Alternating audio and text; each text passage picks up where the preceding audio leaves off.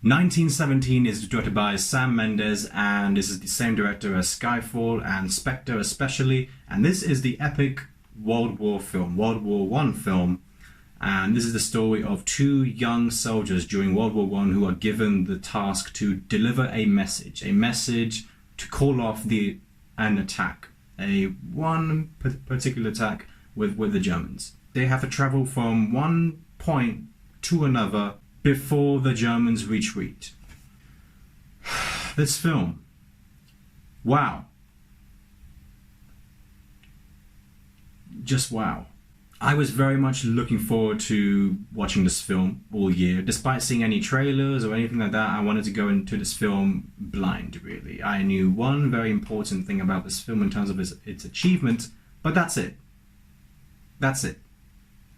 Two things that very much excited me was Roger Deakins, the cinematographer, who is my favorite, and Sam Mendes. They're both incredible filmmakers, and that had me excited enough. And without a doubt, this film has blown me away and just jaw-dropped me in many ways. 1917 was an absolute blast. Let's put the obvious out of the way. The cinematography for this film. Are you joking me? It's a visual masterwork. Roger freaking Deakins. This man is a genius. Prisoners, Blade Runner 2049, Skyfall. Now this film, many other films, but this film is his best work, without a doubt. It's probably one of the best looking films I've ever seen.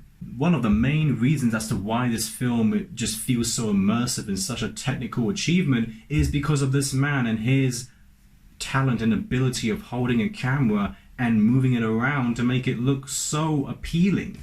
This is what he does, and it's incredible.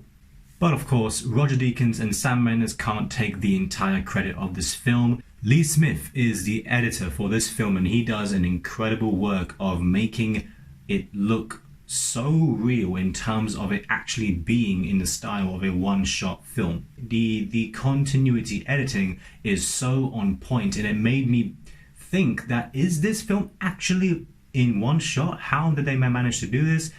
But it's all in the editing. I can only imagine the audience reacting to this film in a cinema with all these effects of 1917 that they will have on them. But the ones who aren't familiar with these achievements, they are just going to have their heads blown away completely. It's insane. It's ridiculous, the achievement that this film has had and overcome. It's hard-hitting, is what I would say for this film. It's a very, very hard-hitting one, and I felt it. I felt it. But as most of you guys know, for this film took on the style of being made into one shot. That's the style. That's what they are going for, even though we know that it's just a style. It's a sort of a aspect that Roger Deakins and Sam Mendes wanted to make in terms of the effects of the war. It's actually not, obviously not in just one continuous shot. It's in that style. That's what they were trying to go for on purpose. It's done on purpose, and it's just for a reason. But for the people who are saying that this is just a gimmick, it's just a way for it to have a pointless sort of award buzz, but it deservedly has an award buzz. It's deservedly done so. I wouldn't be surprised if this film wins Best Picture. But the people who are saying that this film would only win that because of the style of the one shot for this film, I don't know what to say. I really don't know what to say.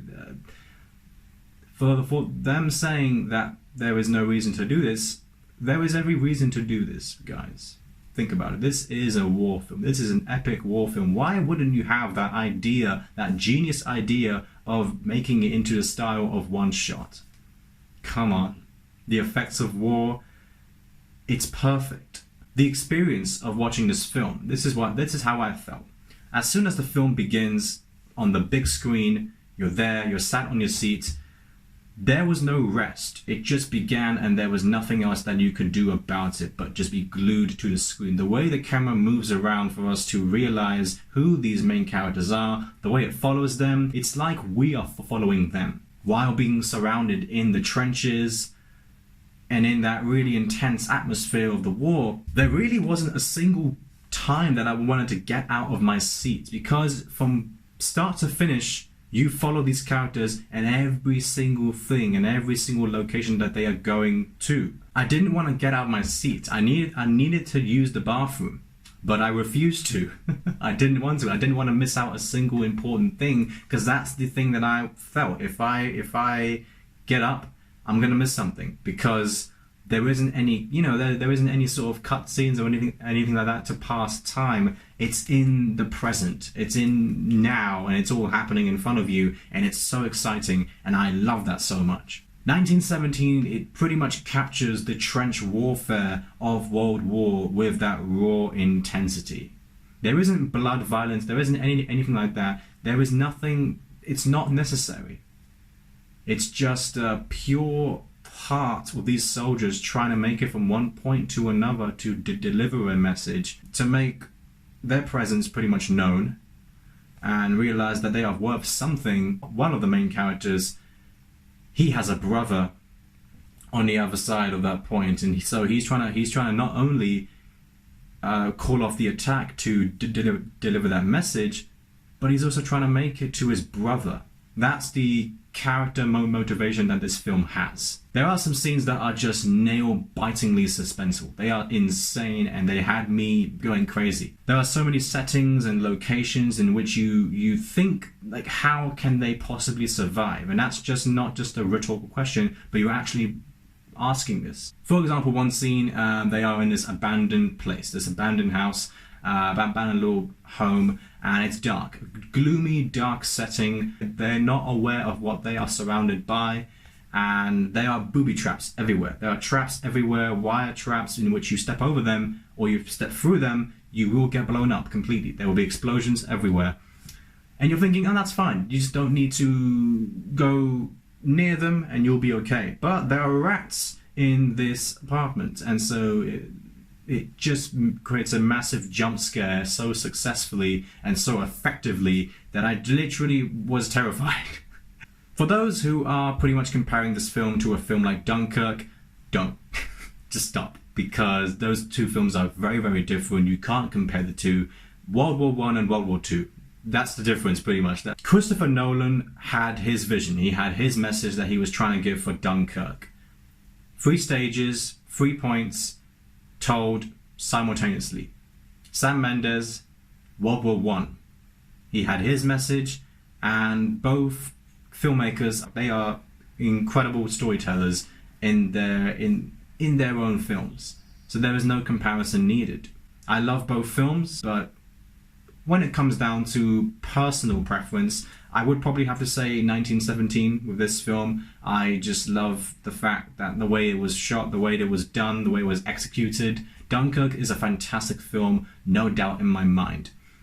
But with a film, when I look at a film, I look at character work, character development and motivation. Dunkirk didn't seem to have any of that for me to care for the characters. 1917, on the other hand, did. Not that much I would like, but enough for it to overcome a film like Dunkirk. I still think my favorite war film is always gonna be Saving Private Ryan. That film pretty much did everything for me in a war film. But yes, 1917, if we're talking about flaws from now on, yes, character development could have been just a little bit more. I wanted to see more character work between these two main characters, and giving more of a backpoint reason as to what they have been going through and what brought them there in the first place. Another thing I'd probably say is the runtime. This film is a 2-hour film. To me, it felt like a 90-minute film. That's the effect that it has on you. It has on me with the one continuous shot. It felt so short, which I loved. I was loving the entire thing, but I just wanted more. It could have easily been a 2.5-hour film if you ask me. One of my favorite composers Thomas Newman. This guy can do no wrong. Green Mile, Brothers, Finding Nemo and Finding Dory, those two amazing films. The film music score that he has done for this film is outstanding. And there is one particular scene, I'm not going to spoil anything for you guys, but I'm just going to call it the scene. My friend called me up the other week and he said the exact same thing. He just described it as the scene. And as soon as I watched the film, I got out of that film and I immediately recognized the scene. Best scene I have seen. The best scene I have seen. Wow. The best moment of 2019 in film. Without a doubt. Goosebumps literally around me. I was on the edge of my seat, which I was for most of this film.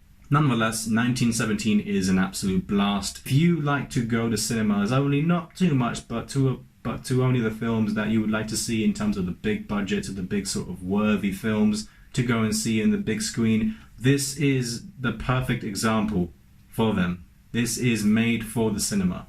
I'm going to give 1917 an A-. Fantastic film, and definitely one of the best of 2019. Thank you so much for watching, guys, and I'll see you very soon.